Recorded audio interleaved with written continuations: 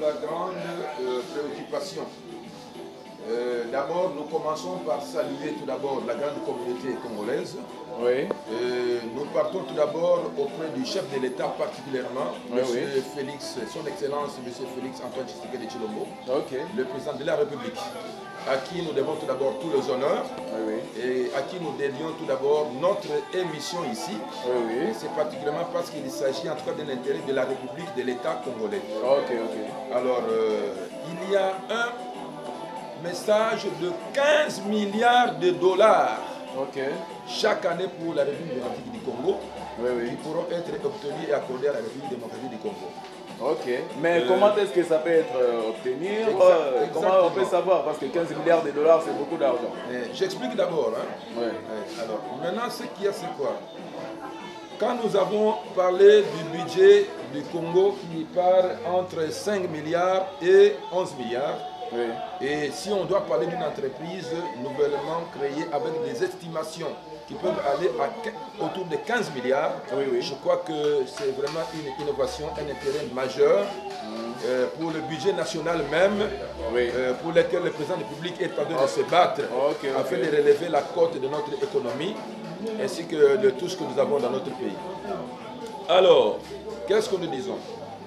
C'est-à-dire que si on doit faire l'approbation sur ce que c'est, une seule entreprise qui soit capable d'apporter autour de ce que le budget national est en train de se retrouver entre 5 et 6 milliards. Ok. Mais si une entreprise doit être en mesure d'apporter une telle contribution, je crois que ça doit être vraiment à l'attention du chef de l'État, Ok, du ok. président de la République et de toute la communauté du gouvernement. Ok, ok. Alors, il s'agit de quoi au fait? Lorsqu'on doit parler d'une telle entreprise, en évaluation de certaines observations des entreprises qui existent déjà, Oui. je crois que les OFIDA, les OCC, les DGRA, qui certainement sont en train de nager autour de 100 millions de dollars. Oui, oui. Hein, vous comprenez un peu? Je vous comprends, je vous comprends. Mais totalement. lorsque nous devons parler de 15 milliards à répartir chaque mois, il y a une répartition pour chaque mois, je crois que c'est beaucoup. Alors, il s'agit de quoi au fait? Ah oui. Il s'agit que depuis les colonisateurs étaient partis, Ok. il avait oublié de créer cette entreprise. Ok, ok. Certainement parce que le pays était encore un peu en liesse. Oui. Alors, il s'agit de la régie des voies routières. Ok, ok, ok. Régie des voies routières, c'est-à-dire, il y a, dans le secteur aérien, il y a la RVA qui gère. Oui, oui. Dans le secteur maritime, nous avons la régie des voies maritimes, RVM. Ok. Et dans le secteur fluvial, nous avons la régie des voies fluviales, RVF. Ok. Mais dans le secteur routier, jusqu'à aujourd'hui, il n'y a pas une représentation pour gérer le secteur routier. Ok, ok, ok. Il y a l'absence d'une administration dans la régie des voies routières. Ok, ok, ok. Nous avons le cas, par exemple, de l'OVD, l'Office des routes et le FONER. Oui, Ce sont des activités qui évoluent dans le secteur routier. oui, oui. Mais ils ne sont pas des responsables de la route. C'est ça le problème. Hein? Ils ne sont pas des retours parce que l'Office de route ne peut pas contrôler le FONER ne peut pas contrôler l'OVD, ainsi de suite. Personne n'a le mandat de contrôler l'autre. C'est ça. Parce qu'ils sont des entreprises avec leurs ambitions personnelles, avec leurs activités personnelles. Ok, alors vous, qu'est-ce que vous proposez? C'est comme ça que nous venons de proposer maintenant la création de la régie des voies routières. Oui.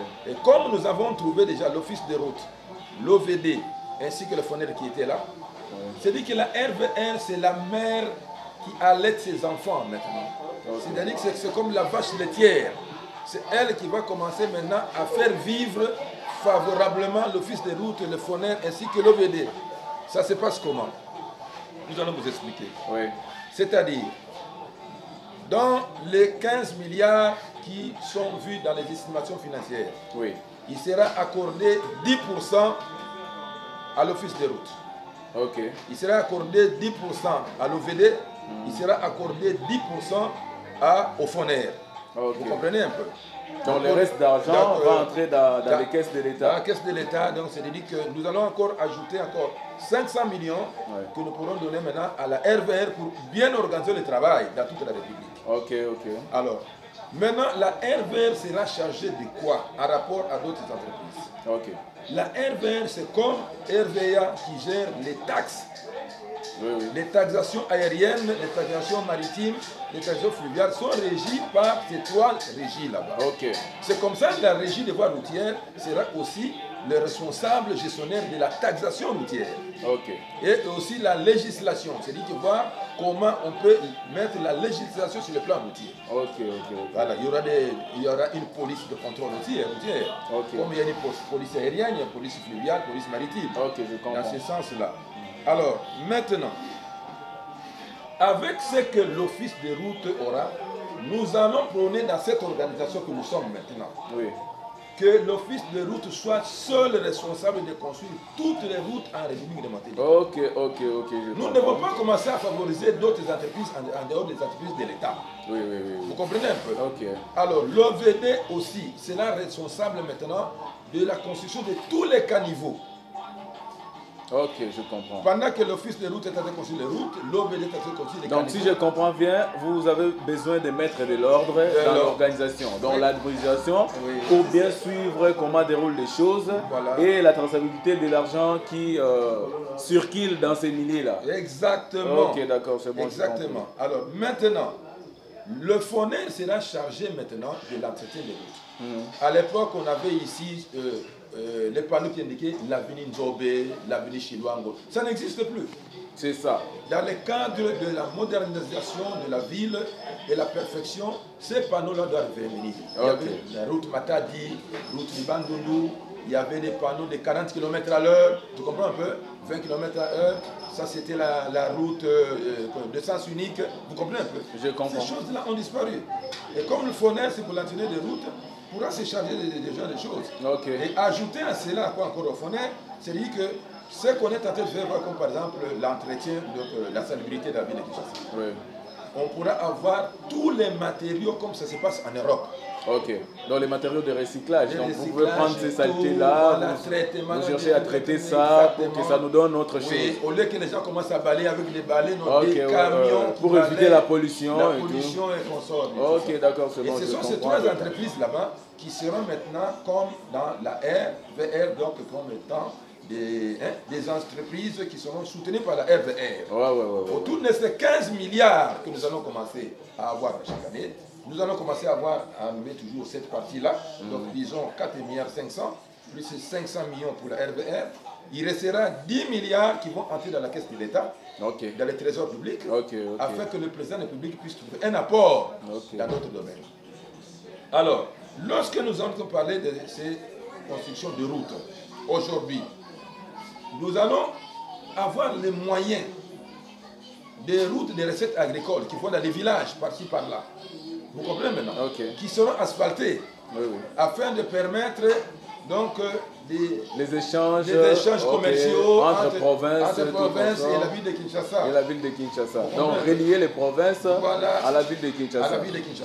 D'accord, je comprends. Les recettes qui vont être perçues chaque mois à la RVR, on va commencer à donner 10% petit à petit à ces trois entreprises. Alors, ils ne peuvent pas terminer les chantiers en un mois. Non, pas mais le mois prochain déjà, ils ont encore un autre financement. Donc vous voyez maintenant que... Donc chaque mois, ils auront le financement pour continuer à travailler. Pendant qu'ils n'ont pas encore terminé, s'ils n'ont pas terminé encore à Kinshasa, ils vont à Matadi. Congo. Et s'ils n'ont pas encore terminé là-bas, ils vont au Kasaï. Et ainsi de suite. Toujours avec les 10% qu'on est en train de leur Donc là, vous allez élargir l'entrée des entreprises. Donc le OVD, l'office de route, va être élargi parce qu'ils auront les moyens, ils auront quoi payer les agents, exactement, donc je comprends totalement. Vous comprenez un peu. Alors, dans cet état des choses, je crois qu'il y a un intérêt vraiment dans la réalisation de cela. Comme résultat, qu'est-ce que nous allons constater? Il y aura un problème tout d'abord d'autofinancement. C'est-à-dire qu'au lieu que le Congo puisse recourir à demander des crédits ailleurs pour les construire de l'autre, vous savez, on a l'habitude de demander des crédits. Je comprends. Mais ce sera terminé avec les recettes quand nous avons la production autour de 15 milliards en République démocratique du Congo. C'est-à-dire que l'office de route, l'OVD ainsi que le FONER, ils n'ont pas ailleurs. Chaque mois, ils ont leur financement sur le plan local. Je comprends. Et je crois que ça sera plus rapide, ça va nous permettre de développer beaucoup plus en tout cas. Vraiment, je comprends ça. Une deuxième chose, dans les résultats encore, nous avons ici, aujourd'hui à Kinshasa, des inondations. partout à Kinshasa. Des inondations vraiment qui dépassent les bords de la ville de Kinshasa. C'est partout. L'OVD, avec les financements là-bas, va prendre le schéma que les Belges avaient laissé. Ok. Les canalisations des eaux qui menaient vers les rivières, les égouts et consorts, pour mettre tout ça afin que nous soyons épargnés de cette situation des inondations de la ville de Kinshasa. Ok. Et d'autre part, le problème aussi de embouteillages. Ok. Regardez un peu la route qui quitte Selembao pour arriver jusqu'à Victoire. Ça va que jusqu'à 4 km. Oui. Tu comprends? Oui. Mais si chaque mois, l'Office des routes a les moyens de construire au moins 25 routes de cette dimension-là, regardez un peu si entre Kitambo et Bandal, n'est-ce pas? Oui. L'avenue Inongwa-Kitambo, oui. Si ça devient asphalté, ça sort jusqu'à Bandal. Est-ce qu'il y aura encore un embouteillage? Non, il n'y aura pas embouteillage là, donc ça va vraiment dégager. Dégager. Les gens ne seront pas obligés d'aller vers le pont là-bas, Là, directement vraiment, on comprend totalement, c'est une très bonne idée. Vraiment. Alors, c'est comme ça que nous faisons recours au chef de l'État pour ce que nous sommes en train de dire, que toute la communauté du Congo qui aura reçu ce message, pour l'amour de notre pays, puisse amener ce message auprès du chef de l'État. Nous voudrions quoi? Qu'on organise un séminaire avec les experts de la présidence de la République, avec les experts du gouvernement. Nous allons recourir aussi à des experts aussi des organismes internationaux, n'est-ce pas? Des bailleurs de fonds, et qui sont expérimentés dans la gestion des grands projets. Je comprends. Afin qu'on puisse faire maintenant un document qui va être appelé projet de création de la RVR en RDC, avec un budget bien établi qu'on doit présenter au chef de l'État afin que soit financé maintenant ce travail. Donc immédiatement, ce que nous attendons que le président de la République nous convoque afin que nous puissions entrer en contact avec les experts de la présidence afin qu'on puisse leur donner les détails exactement de quelle manière on va réaliser ce grand travail qui doit acquérir en tout cas le développement pour notre pays. En tout cas, vraiment, je suis ravi pour votre idée, papa. Voilà nos coordonnées maintenant pour les contacts. Votre mot de la fin, donc, disons. Oui, exactement. Qu'est-ce que vous pouvez dire ensuite? Merci beaucoup. Dans le mot de fin, nous allons immédiatement d'abord nos coordonnées. Pour le Facebook, c'est Edouard Laoula. Vous connaissez un peu. Vous pourriez nous contacter aussi dans le WhatsApp. Un peu. Il faut donner les numéros WhatsApp. 081 860 44 85. Je répète bien 081 860 44 85. Vous pourriez aussi prendre 080 84 32 812. Là, vous pourriez facilement toujours nous contacter. Vraiment, c'est bien, papa Edouard. Et vous voyez quand même, il y a la création d'emplois, papa. Je voulais c'est que chaque fois qu'on aura le financement à donner à ces sociétés, donc l'Office des routes, le FONER et l'OVD auront à engager régulièrement les gens pour la main-d'œuvre. Pour la main-d'œuvre, ainsi que de la conduction de ces travaux, même les administratifs, parce que ce sera de nouvelles entreprises de chantier. Donc c'est un peu ça en tout cas. Bon. Disons pour le reste de ce que je peux donner comme conseil à nos frères et amis de la République, au lieu qu'on passe le temps à faire des critiques des politiques. Essayons de nous consolider à réfléchir beaucoup plus au travail. C'est le conseil. J'ai donné l'exemple, que cet exemple soit suivi.